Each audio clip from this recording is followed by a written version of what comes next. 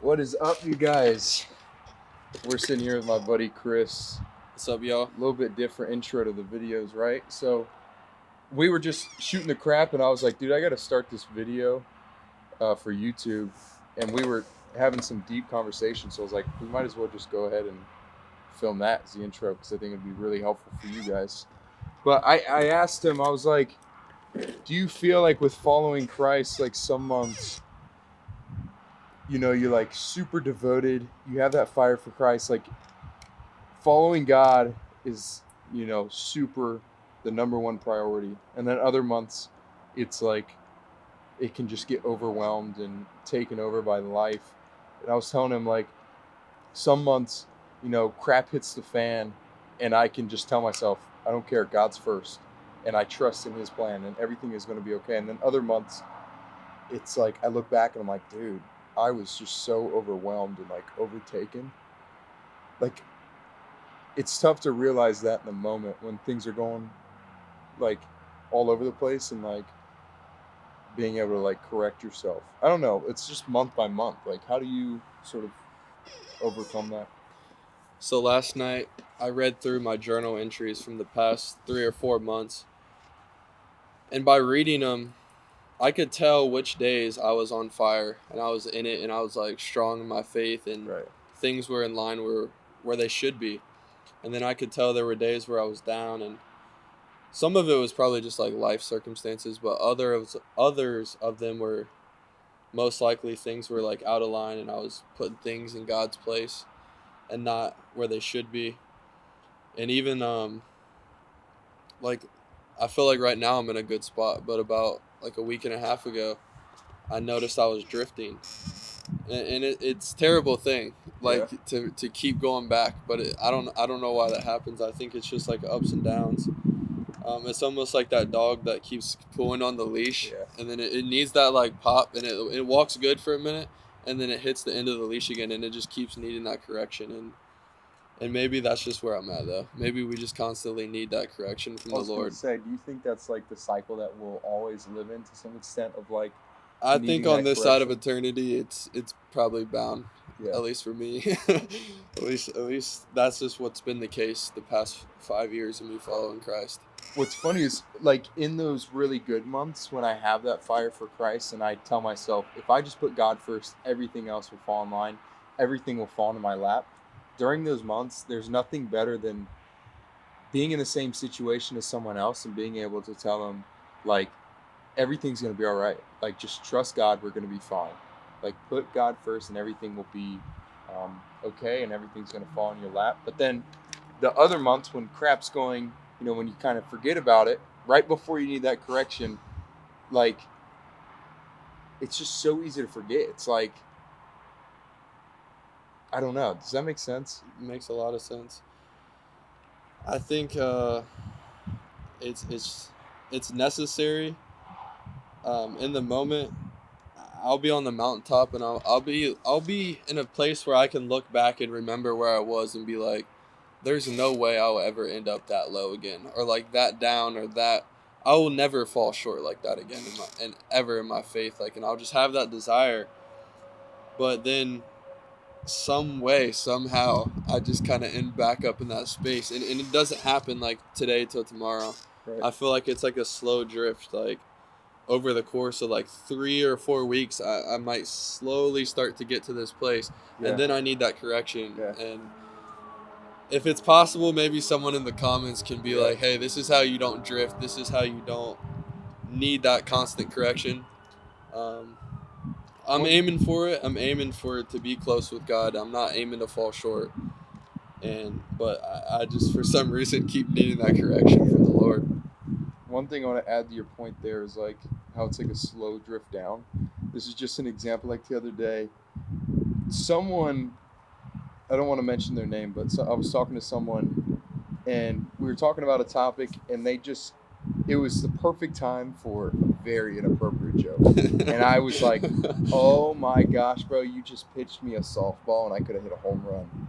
And they were like, what, bro? Please tell me the joke. And I'm like, I can't say it. I don't even like thinking about it. Like, I know if I say this joke, it might seem so goofy, but it just leads to more and more stuff coming out of my mouth that I think is okay, you know. And it's just like small things like that, um, which I'm happy that I'm at the point where I can feel that conviction to be able to, like, I know it sounds goofy, but I can't say it, you know. That's it, Like, bro. it's I think that's really underestimated though, is like that small downward spiral.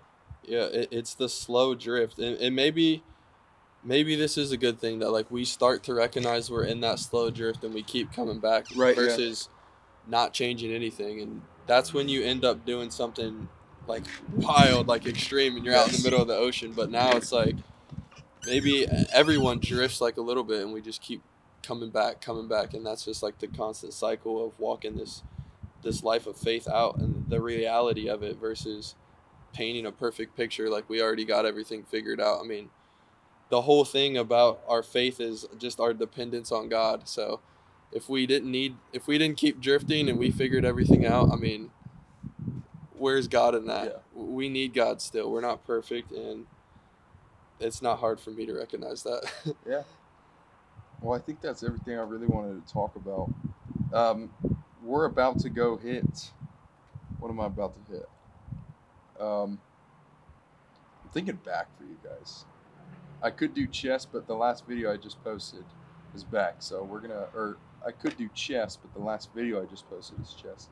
So we're gonna go hit a back workout, and we'll go from there. I want to do probably around 8 to 12 sets. Fill that with everything really, the traditional lat pull downs and lat bias movements, but I need to start focusing on like my mid and upper back, and I want to start doing more like barbell rows, even if it's something that mimics that, like that barbell row, how the bar starts closer to my knees and then comes up more towards my traps. That might even be like using a cable and mimicking something similar to that. But I need to really work on like my upper traps and like mid back areas. So that's going to be more of an emphasis today. But really just going to the gym, pick amount of sets and reps you want to do, and just drill it. That's really it. Like, especially if you're in like your first 2 years of lifting, at this point you do not need to be like, oh my gosh, I need to hit more rear delts, I need to hit this, that. Like, if you're not lean yet, get lean first. And then once you're lean and you see your raw physique, then you can start focusing on those areas. But right now, if you're just trying to get big, just go in and kill it, dude. But let's go ahead and get in and do our back workout. You have anything else to add? That's it, y'all. Got legs, trail run tomorrow. This dude's been doing trail runs, trying to get me to do it. We'll get them there, but I'll catch you guys in the next one. That's it. Yes, sir. See you at the gym. All right, so we're gonna start with just a basic row. I want to do those barbell rows, like I said, but I would like to kind of fatigue out the lats before we move to those, so it's more like upper back and I don't have too much lats. So we're gonna do lats here, and then we might even do like a pull down variation to fatigue those out again. So probably 2 sets here, 2 sets on the pull down, and then we'll move into like some heavy barbell curls. But the word in my head for this workout is just simplicity, like just going ham.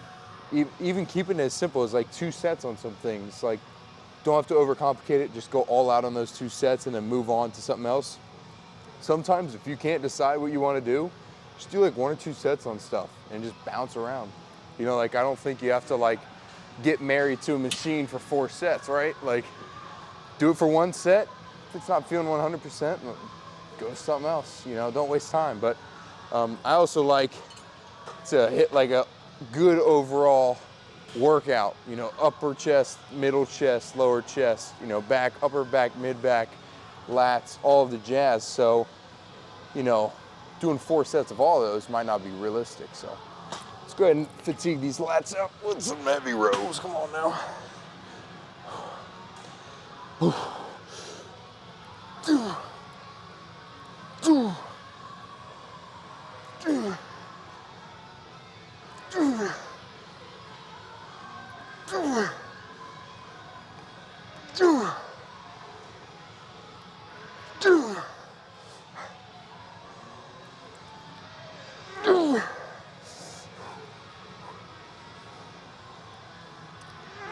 on.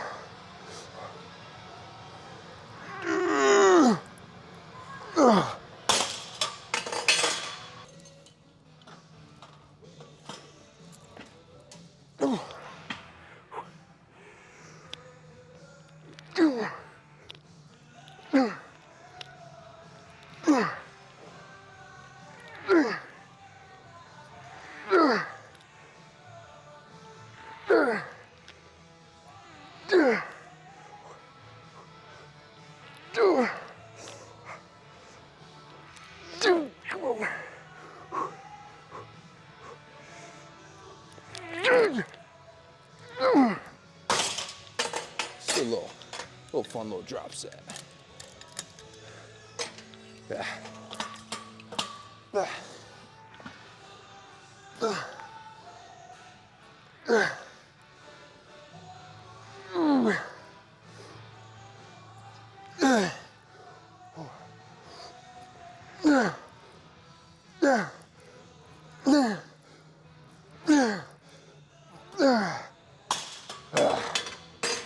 See that drop? I probably could have kept going more. It's more like just getting blood in the muscle, right? Get an overwhelming amount of blood cells in those lats. All right, this is what I'm thinking. For some reason, like the motion of like my lat being pulled up and through seems like it would be nice. So we'll go ahead and do that with, I'm thinking this grip might be nice, or I might do another grip, one of maybe the other mag grip, but like just a super biased lat movement, right? Just stretch that thing across the body. And then when we get over to those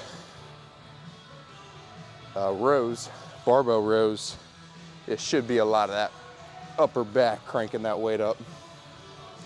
Which I love rows, barbell rows for lats, but for today's purposes, not ideal. Now, like on those rows, I did 2 warm-up sets beforehand, and most of these movements where I'm doing 2 sets, like 2 working sets, just know I'm getting like, you know, 2, 3, sometimes 4, just like kind of feeling the weight out, just moving down the rack. So I'm prepared going into these. I'm not just like going straight into like 2 crazy heavy lifts. So we got 160 on here. Did a warm up just to kind of feel it out. I don't really need a warm up at this point, but just to warm up to find what we need. Now the only drawback is this might pull me a little off the ground, but I think I'm drive this front knee into this pad.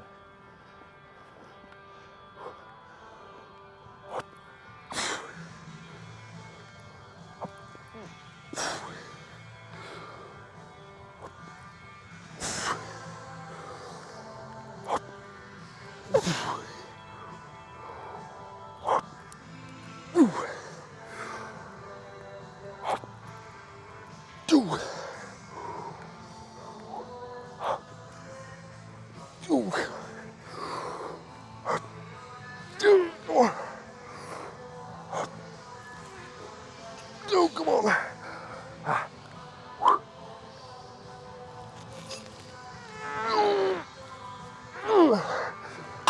Oh. Burn. I'm gonna have to watch that back, see how many reps we did. I'll kind of gauge what the next set looks like, because that felt good, but if I only did 8, probably up it. All right, we got $2 on here on each side. I have extremely tight hamstrings and lower back right now, so we're just gonna have to man through it.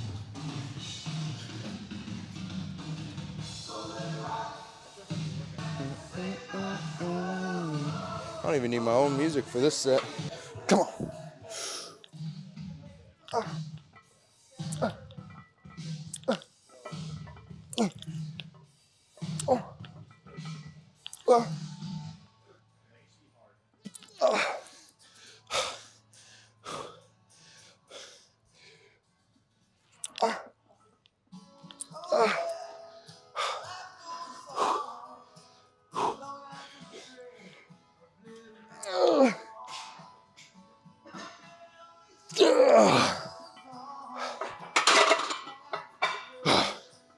I think 2 of those will feel good.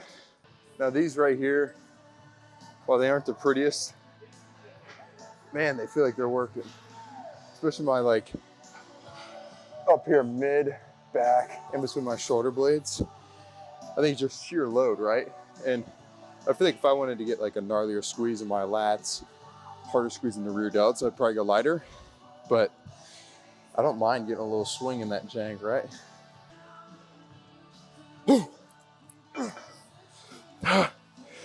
Come on, strict.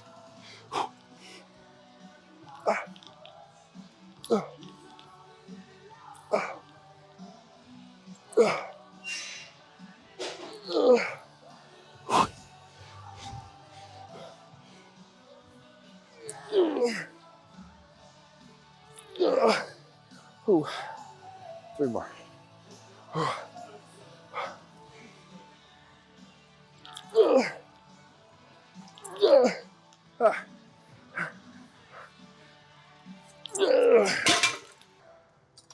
One thing I've started to do better with filming more stuff is just going heavier. I'd rather like go heavy and have to drop it than go too light and do like 20 reps. So then I gotta edit that crap. And I don't like watching it, and I know you guys don't either, so picking a more honest heavy weight so that we can be more effective and I can edit a little.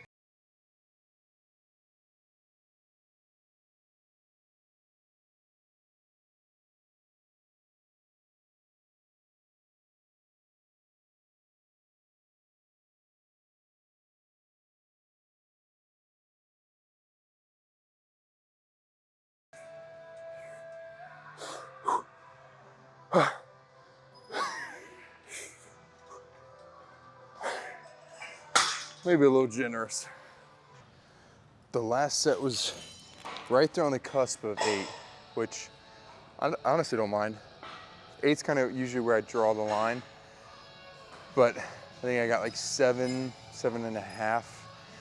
So we'll do one more here at like 8, and then probably last set drop down for like a more controlled, harder squeeze. Might even switch up the grip on the last one, but I like going wider right now. I don't know why. I used to go really narrow, but I'm starting to lean back into that wider grip.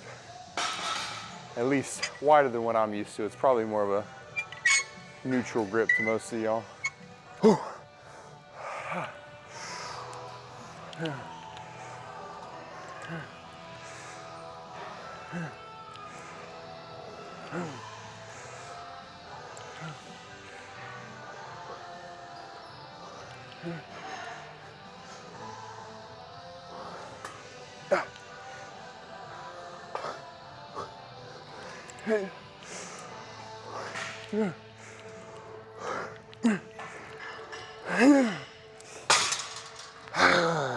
That set felt better.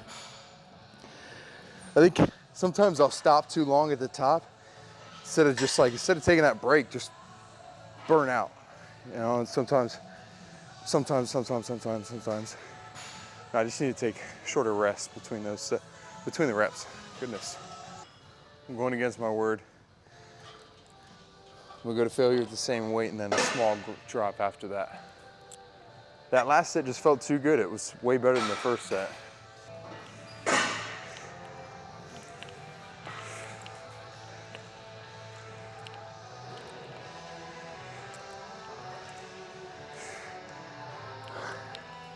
Come on, pull it.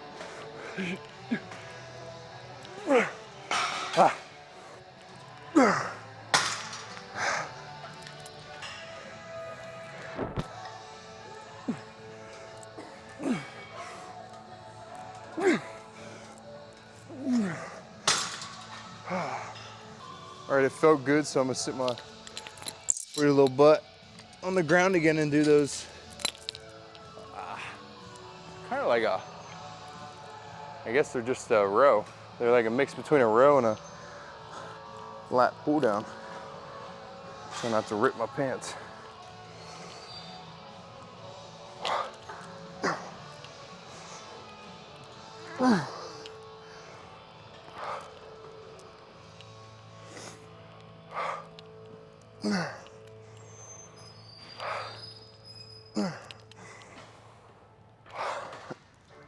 Oh yeah, come on. 5 more. 1, 2, 3.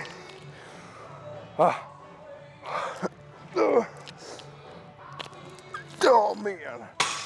Ow. 1 more. My drawers are falling down.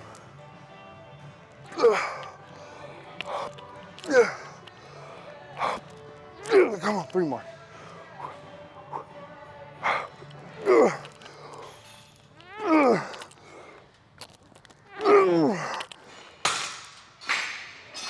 Lots of forms. All right, let's get these sweaty straps off. It's the only issue with like using gym equipment.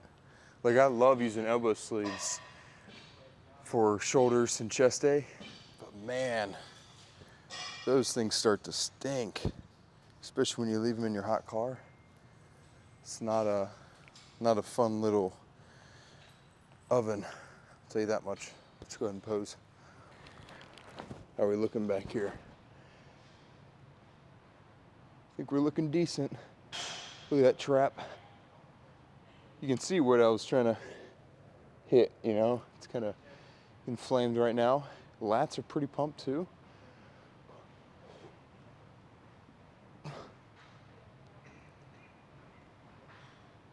Wow. Just do a last spread.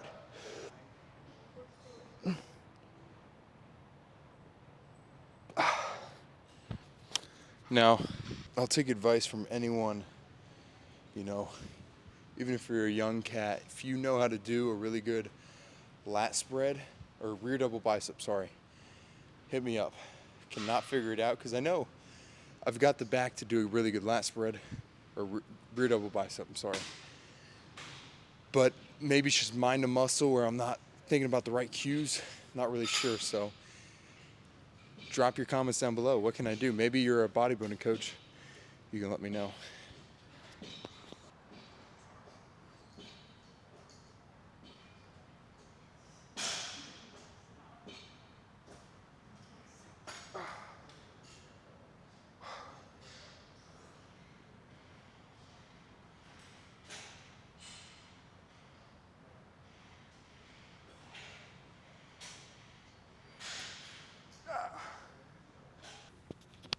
That wasn't that bad.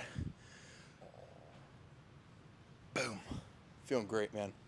There's nothing better than, I think, a late night pump. I don't know why. I think it's maybe because we have so much carbs leading up to the workout, right? So I feel more fueled than usual. You know, even if I work out at like noon, 1, sometimes even like 2 or 3, I've only really had like one meal in the day, just because I do kind of like intermittent fasting to kind of reserve some calories. So maybe with these late night workouts, we're a little more carbed up. You know, mentally coming into the gym, I'm a little more fatigued from working all day and stuff. But once I'm in here, I feel really good. And I keep it simple. So that was the essence of today's workout.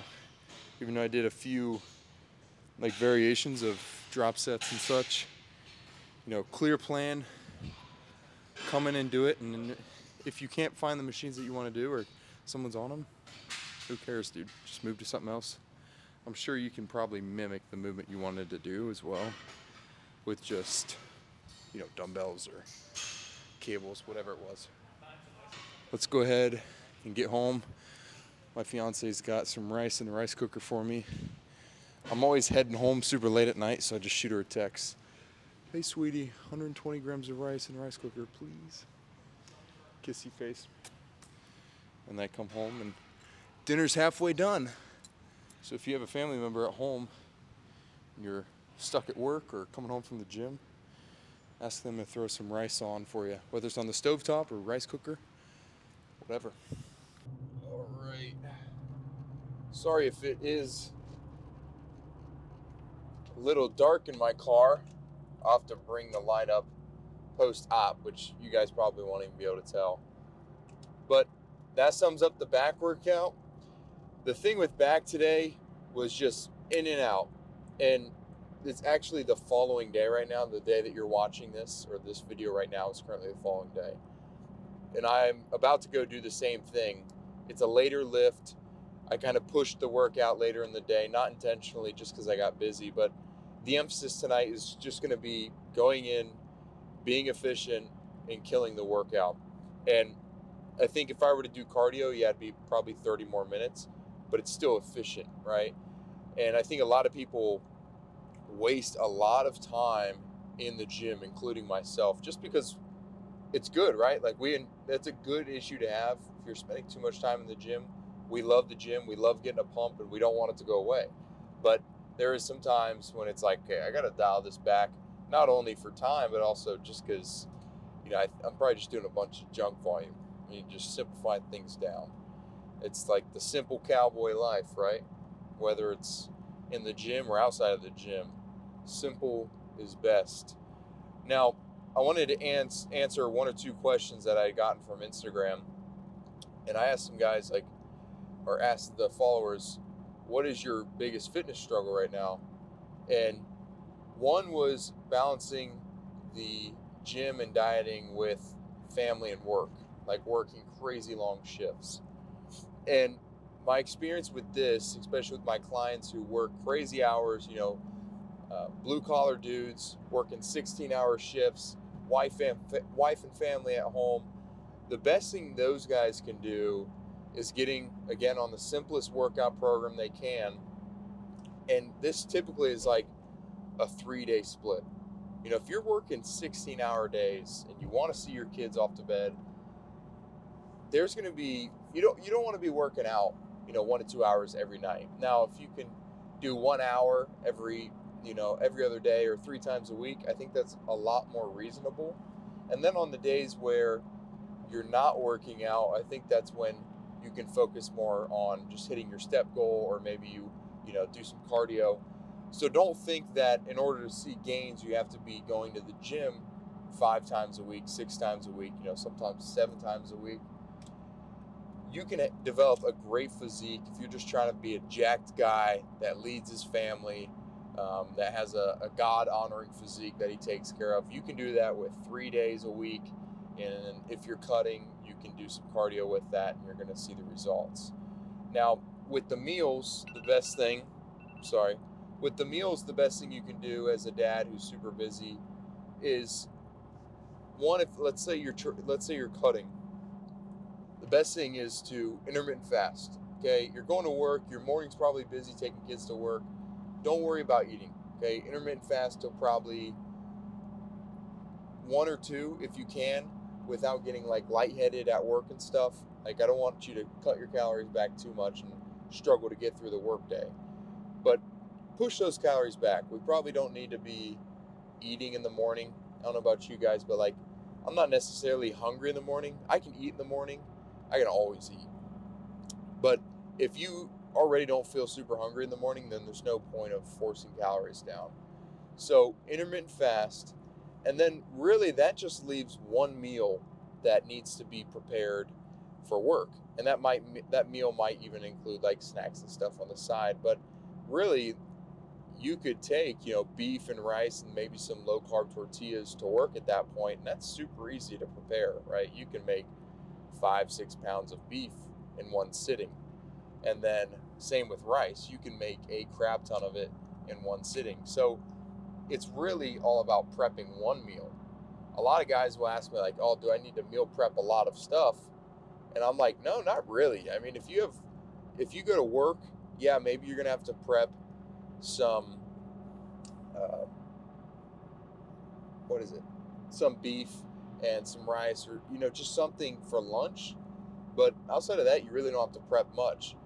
If you're tracking your calories, which you should be, that's when, when you're at home, if your wife makes dinner or whatever the case may be, you'll just have to make sure that you're tracking the food that they're making and making sure that it has, a good amount of protein. So realistically, work out 2-3 times a week, probably a 3-day push-pull leg, some kind of split like that. And then I would intermittent fast and push the meals back and just take one meal to work with some snacks, and you'll be fine. I'm sorry if you guys can't see me. Hopefully I can lighten this up post-op. And then the other question was, what did I say? Oh, sticking to a diet. Sticking to a diet is super easy when it's food that you enjoy. Now, anyone can lock in for 30, 60, 90 days and just eat like a dog, eat nothing but what's on their meal plan. But realistically, to see sustainable results and not get tired of it, not get burnt out of eating, I've been tracking my calories consistently for 7 years, and it's not sticking to a strict diet plan. It's literally just tracking your calories. and prioritizing good food within there, and food that is relevant for whatever you're doing, whether you're bulking or cutting. So when I'm cutting, it's, lower calorie, higher volume foods, whereas when I'm bulking, it's really dense, high quality foods, eggs, beef, rice, potatoes, any dairy products, milk, cheese, all that stuff. So the biggest thing is finding, let's say you're cutting again, finding foods that kind of mimic what you already eat. One of the biggest questions I ask the guys that I coach when they come into the program is, okay, let's walk through what you're already eating in a day. Because I want to make their meal plan as similar to whatever they're eating right now. Because whatever they're eating right now, they've done for years, or they've done for a while, and they like it. And that's why it's gotten to them to the spot that they're at. But we can take a basic meal and just make some simple substitutes and pair that up with tracking the meal itself, and we're going to see results. The biggest thing is tracking that food and making the right substitutes. Like, for example, some guys will come into the program and think they have to do like crazy protein shakes and stuff in the morning, and that's not the case. They'll come in, they're like, yeah, I typically eat eggs, toast, and bacon. And I'm like, dude, we can eat eggs, toast, and bacon. It's all about, one, tracking it, and then making some substitutes. Now, bacon, I wouldn't make the turkey bacon substitute. It's just not worth it. I think just taking the calorie hit with normal bacon is the way to go. But like with eggs, instead of doing 4 eggs, we can do 2 eggs mixed with egg whites. And instead of doing normal bread or whole wheat bread, we can do 2 pieces of low carb bread. So there's ways to take the meals that these guys are already eating and meals that you're already eating and transform it into a lower calorie option of that same meal. And it really just takes some creativity and time to find meals that you enjoy and figuring out ways that you can make it taste less or taste better, and find ways that you can make it less calories and still taste good. Now, what was I going to say? Oh, so there's going to be like the basics, right? Like anytime you go on a diet, anytime you're just like trying to put on muscle, right? You're going to be eating the basics: beef, rice, potatoes, chicken, fish, things like that. You're going to get your good carbs and your good proteins in. So you're going to have some meals where you just make a beef bowl with rice or with potatoes, but it's all about making what you would think are boring bodybuilding meals, making those taste super good, like throwing your beef and rice in a burrito with hot sauce. That's what I'm about to do right now when I get home. And for some reason, it's the same meal but with a tortilla and a little bit more hot sauce, and it tastes amazing to me. And it's mentally, it's something I can do for way longer than just doing beef and rice. So it's all about making those meals, in a sense, more fun, by adding in some bread or adding in some low carb wraps. So you can take these basic bodybuilding meals and make them taste better, right? Like, just get creative with them. So that is kind of how you make your diet go longer. Get creative, track the calories, and make smart substitutes for what we would consider like 2 calorie dense options, right? Like, take a lighter calorie option and substitute it in for something that's more calories. A good example I always use is like taking normal mayonnaise and replacing it with low-fat mayonnaise, taking peanut butter and replacing it with PB2 powder. So there's honestly a substitute for like 90% of the foods that you already eat. So honestly, just get creative and track your calories, my man.